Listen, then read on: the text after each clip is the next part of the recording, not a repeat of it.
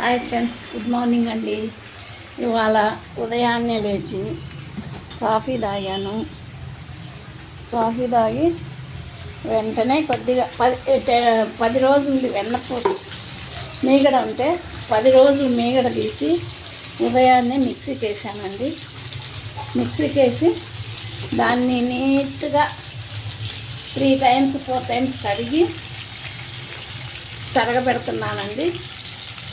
అది మనకి ఒక వారం రోజులు వస్తుంది నెయ్యి.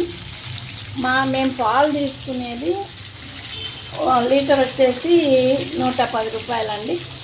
ఆ కాస్ట్కు తగినట్టు మాకు ఇంట్లో నెయ్యి కొనకుండా నెయ్యి ఇంట్లోనే వస్తుంది. మాకు వెన్నపూస అంతా కరగబెడితే మాకు నెలకి 1/2 కేజీ పైనే వస్తుంది నెయ్యి. మేము కొనక్కర్లేదండి. ఆ నెయ్యి బాగా బాగా ఎంత శుభ్రంగా కడిగితే ఆ వెన్నపూసని అంత నీట్గా ఉంటుంది. నెయ్యి కూడా మంచి స్మెల్ వస్తుంది. నెయ్యి మంచి స్మెల్ రావాలంటే మనం కరిగేటప్పుడు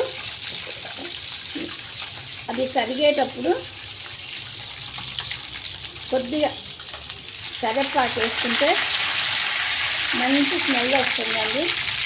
నెయ్యి చూడండి ఎంత బాగుంటుందో, రెడ్ కలర్లో వస్తుంది.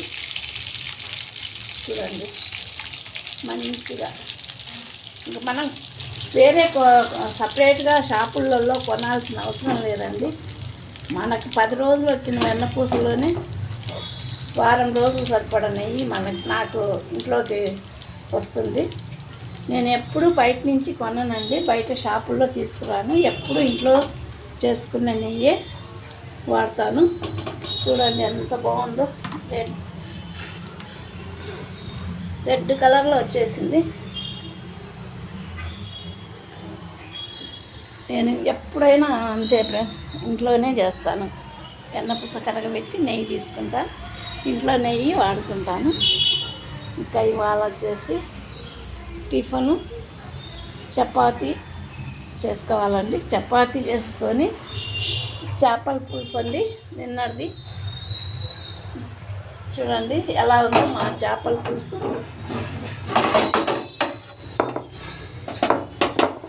ఎక్కువ వాటర్ వేయనండి నేను చేపల పులుసులో.